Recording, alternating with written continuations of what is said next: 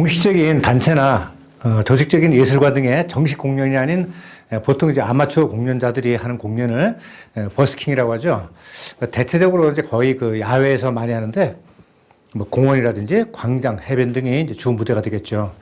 자, 이런 환경에서 이제 공연을 하기 때문에 우리말로는 뭐 거리 공연이다 이렇게 말을 하게 된 것이죠.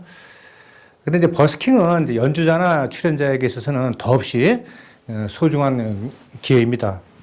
그동안 이제 갈고 닦았던 자신의 기량을 대중에게 선보이는 것이기 때문에 이를 위해서 이제 부단히 연습을 해야 되는 것이죠. 만약에 실수를 해서 망신당하면 어떡하나 하는 걱정이 이제 많이 생기게 되죠. 그래서 이제 연습을 많이 할 수밖에 없는 것이죠. 이 버스킹은 이제 혼자 즐기는 것이 아니라 대중들이 보고 있는 가운데에서 같이 이렇게 호흡하는 것이기 때문에 그 부담감으로 연습을 많이 하게 되죠. 이렇게 많은 이제 노력을 들이는 연습을 한 과정이 이제 수반되기 때문에 실력도 그만큼 성장하게 되는 것이죠. 악기를 연주하든 뭐 노래를 부르든 간에 자신의 기량을 대중에게 보여주기 위해서 앞에 나선다는 것은 본인에게는 엄청난 그 심리적 압박으로 다가오게 되죠. 뭐 괜히 막 떨리고 또 긴장도 많이 하게 되는 게 뭐 당연한 심리 변화가 되겠죠. 하지만 일단 버스킹 무대에 이제 서게 되면은 어쩔 수 없이 이제 맞닥뜨려야 하는 자연스러운 흐름이기 때문에 뭐 그대로 받아들여야 되겠죠. 자, 이렇게 이제 이런 무대에서의 경험을 자주 갖게 됨으로써 점점 자신감도 생기게 되고 또 연주할 때 여유도 이제 생기게 되는 것이죠. 다른 악기 공연도 많이 있지만 대체적으로 기타와 함께하는 이제 보컬 공연 그리고 이제 색소폰 공연이 주를 이제 이루고 있죠. 저는 오늘 이 버스킹 공연을 하면서 겪었던 에피소드를 말씀드리려고 하는데요. 저는 이제 색소폰을 연주하는 공연만을 했기 때문에 색소폰 버스킹을 위주로 말씀을 드리겠습니다. 저는 지금까지 한 10여 회 정도 버스킹을 한 것 같아요. 소규모로 공원 한 귀퉁이에서 뭐 몇 명이 모여서 하는 것이 아니고 대중이 많이 모이는 곳에서 모두 이제 제대로 그 음향시설이 갖춰진 큰 무대에서 했습니다. 시나 구에서 시설을 갖춰가지고 정식 공연장으로 이제 만든 곳에서 이 공연을 했었지요. 저의 이제 첫 무대는 이제 부산역 그 분수대 광장이었어요. 바로 이제 이 장면이 되겠는데요. 첫머리 올린 날이죠. 지금은 이제 부산역 재정비 사업 때문에 이제 분수대가 사라졌죠. 색소폰에 입문한 지 한 8개월쯤 되었을 텐데요. 아마 6월 하순쯤이었어요. 저녁 한 7시 무렵이 제 차례가 됐는데 바야흐로 이제 해가 뉘엿뉘엿 기울어가는 황혼의 멋진 시간이었죠. 색소폰에 입문한 지 얼마 되지도 않는 그 초보자였기 때문에 이제 바짝 긴장을 해가지고 무대에 올랐고 그래서 이제 반주가 막 시작되고 이제 연주를 시작했죠. 부산에 보면 아시다시피 유동인구가 많고 그날따라 날씨가 좋아가지고 관중들이 되게 많았었어요. 나훈아의 고향역이 제 첫 데뷔곡이었죠. 근데 이제 연주가 이제 시작되고 이제 날이 어두워지니까 어떤 분들이 저 멀리서 하나둘씩 공연장 무대 앞으로 이제 들어서는 거예요. 뭐지 하고 이제 긴장을 딱 하고 있는데 보니까 근처에 이렇게 누워있던 노숙하신 분들이 하나둘씩 일어나서 무대로 접근하는 거예요. 손에는 이제 소주를 한 병 딱 들고 말이죠. 제가 한창 연주를 하고 있는데 악보가 흐르는 이제 반주기에다가 다가와가지고 머리를 탁 숙이고 와 이게 뭐 이런 거네 뭐 이러면서 반주기를 가리고 만지고 막 그러는 거예요. 또 안 그래도 첫 무대가 돼가지고 뭐 제정신이 아닌데 여러 명이 막 술에 취해가지고 제 옆으로 다가와가지고 막 둘러싸고 있으니까 얼마나 당황스러웠겠어요. 그 반주기 악보를 막 가리고 있으니까 반주기를 보려고 막 이리저리 막 왔다 갔다 하면서 막 혼자 생쇼를 했죠.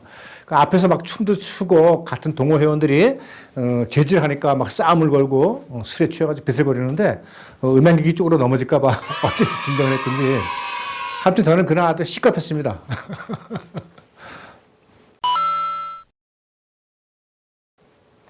버스킹에서는 그 출연 순서도 아주 중요합니다. 같은 동호 회원들 간에도 실력의 차이가 많이 나죠. 해서 너무 그 실력파 선수 다음에 출연을 하면 상대 비교가 될까 싶어가지고 상당히 그 위축이 되죠. 그래서 실제 이제 출연 순서를 짤 때는 서로 선수 뒤에 안 서려고 누수 작전을 이제 많이 펼치곤 하죠.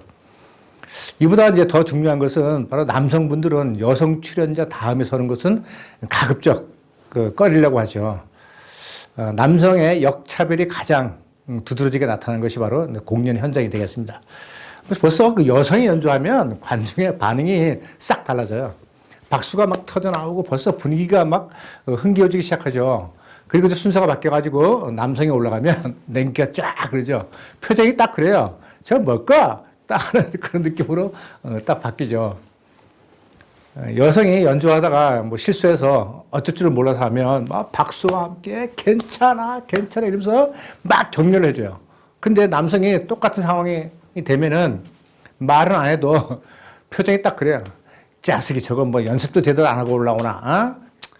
딱 이런 표정, 이런 표정. 그래서 다시 말해서 여성의 실수는 애교이고 남성의 실수는 그 자체로 죽음의 죽음. 아니, 이렇게 예쁘기까지 한데 남성들이 당연할 수 있겠어요? 거기다 막 살랑살랑 이렇게 율동까지 하면서 부르면 현장은 뭐 그냥 깨끗하게 뭐 지압되는 것이죠. 여성이 연주하면 막 앞에 와서 사진을 찍고요.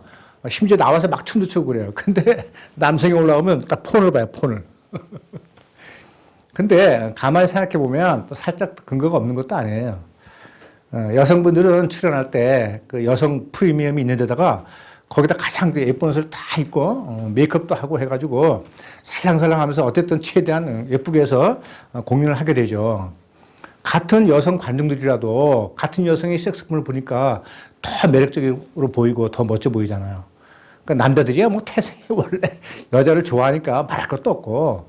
그러니까 여성은 성별의 구별 없이 양쪽으로 다 관심을 받게 되는 거죠. 근데 남성분들은 그렇지 않죠. 여성은 제일 예쁜 옷을 입고 남성들은 제일 편한 옷을 입고 와요.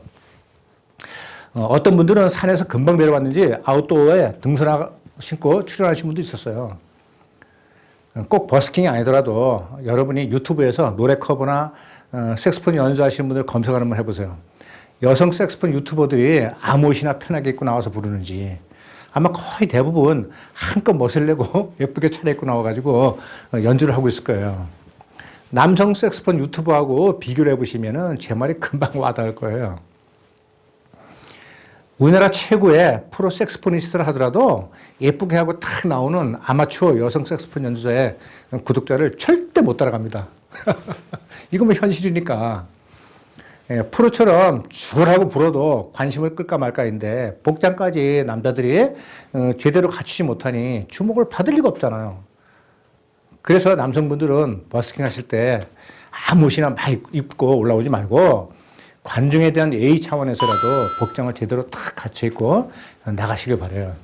그래야 최소한 성비의 절반인 여성분들에게도 주목을 받지 않겠어요?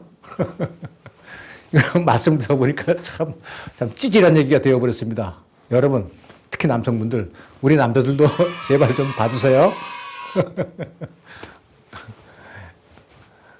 이상 버스킹을 하면서 제가 겪었던 몇 가지 에피소드를 말씀드렸어요. 잘 들어주셔서 감사합니다.